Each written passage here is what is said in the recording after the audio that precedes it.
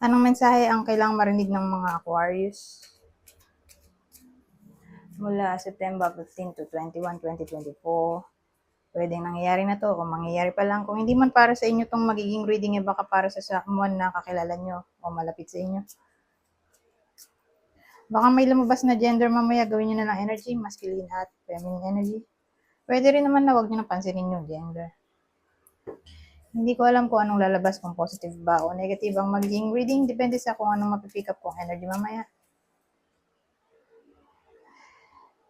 Kung hindi man mag-resonate sa inyo to, edi adjust nyo na lang ang video, hanapin nyo to. Kung hindi pa rin, edi dito na. Ito ang last deck.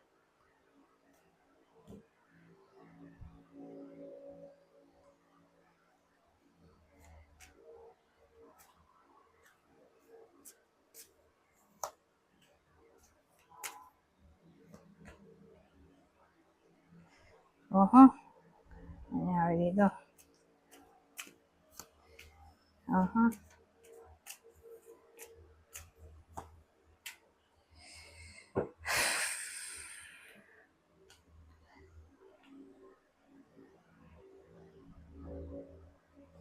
Either nangyayari na to, mangyayari pa lang.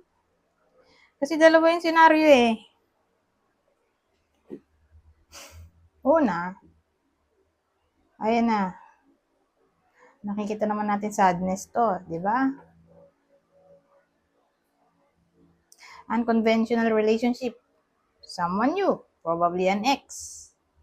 Lalo na kung ex-girlfriend to. Yung third party. Either nangyayari na to, mangyayari pa lang. Pero kung nangyayari na to, edi ganun pa rin yung energy. Hindi pa rin malulubayan ng partner yung third party.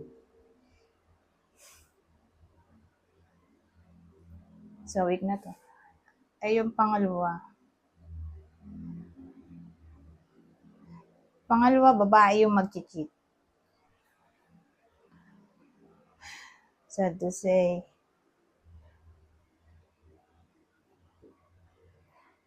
So, ganito na lang. Sino yung tatamaan ng reading na to? Partner ng Aquarius na lalaki yung magloloko. So, sino yung partner ng babaeng Aquarius? Okay, ito yung kanyang asawang lalaki. Natatamaan ng reading na to. Possible Scorpio o Leo. Ngayon, kung babae naman, babaeng Aquarius ang magloloko, sino yung partner niya para malaman niya kung tatama ba sa kanya tong reading o hindi. Scorpio na naman. So, Scorpio yung partner. Pero this time, babae yung magloloko. Dito, nagloko lalaki. Scorpio, Libra. Sa ibang senaryo naman,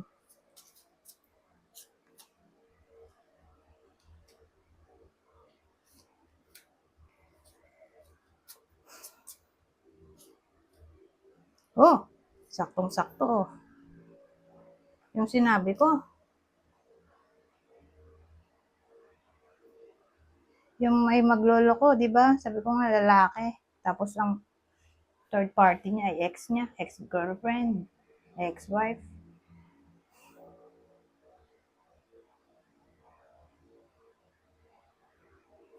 Pero iniisip ko kung magkarugtong ba.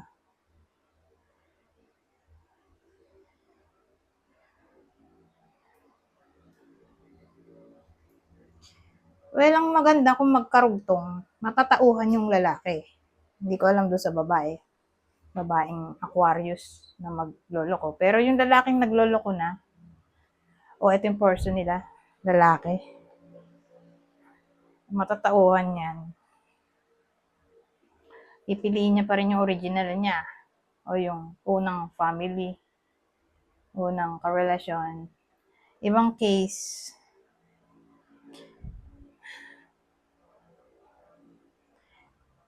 safe ang relasyon kung ang partner ay ganito. Safe ang relasyon kung ang partner ay Pisces. Aries. Uh-huh.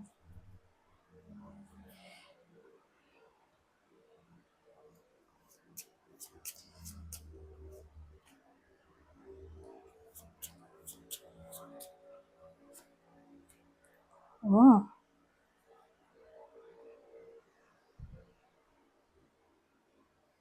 Ayoko nga to. Sige. So, ano to?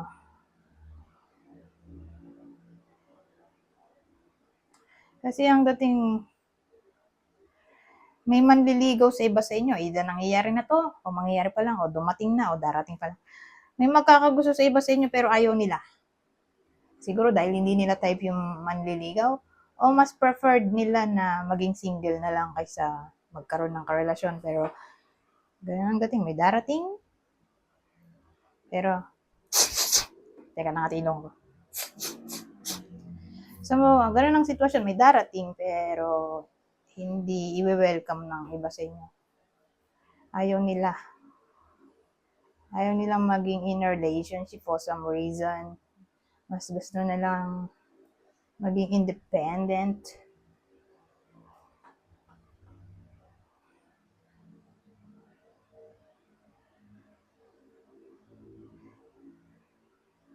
Pwede rin na ganito. May darating, whether kayo to, o ito yung person ng iba sa inyo, kung relationship. May darating sa buhay ng magkarelasyon, hindi nila papansinin. Buti naman. So, ibig sabihin, safe in a way na hindi sila papasok sa third party situation pero may nagbabadya nga para sa iba sa inyo na may magbalik o may dumating na someone new.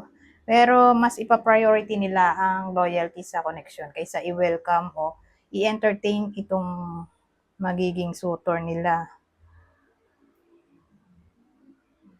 o new love interest. So, sino yung partner dito ng Aquarius, regardless kung kayo tong magkakaroon ng suitor o person nyo. Pero sabihin natin, tulad nung sinabi ko kanina, na safe. Bukod dito, safe ang relasyon. Bukod sa ang partner ay Pisces, Aries, sino pa? Safe din to eh.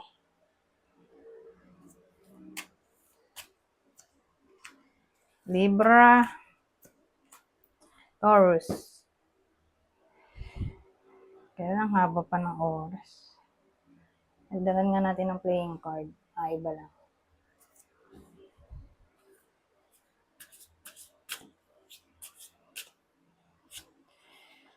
King of Hearts.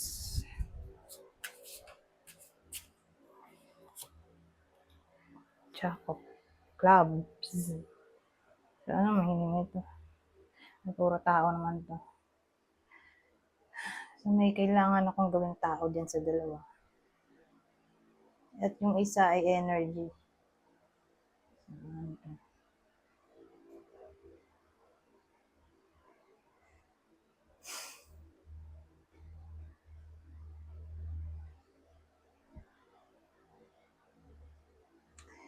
Well, sabihin na lang natin, ito na lang gawin kong tao.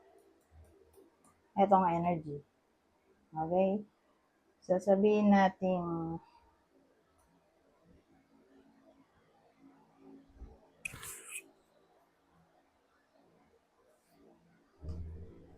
may lalaki. Whether kayo to, o ito yung person nyo. Pero maputi itong lalaking to. Ayun na lang siguro yung description, maputi. Caring, affectionate, intuitive. So, yung lalaking sinasabi ko dito, magiging somewhat flirty. Flirty, kinda immature, o playful, o pwede rin dramatic.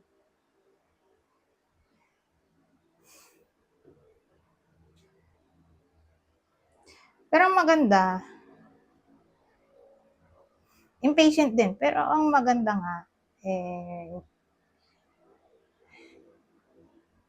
hindi naman to mag-cheat. O hindi siya papasok sa magulong sitwasyon. Whether single o in a relationship. Hindi siya gagawa ng problema. Okay? Yung maputing lalaking sinasabi ko. Na caring, affectionate, introvert siguro. O may kulay ang buhok. Kung moreno.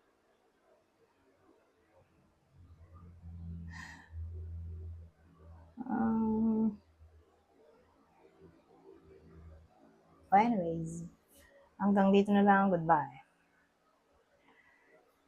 For now. Uy! Ito pa pala, sorry. Dadagdag ko to. Basahin ko na lang. Make your own magic. Hindi ko na malimutan to.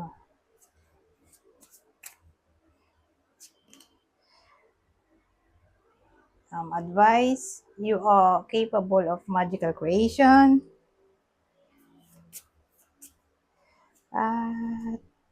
Listen to your intuitive signals, they are real and will guide you in the right direction. Anyways, totoo na talaga to. Goodbye.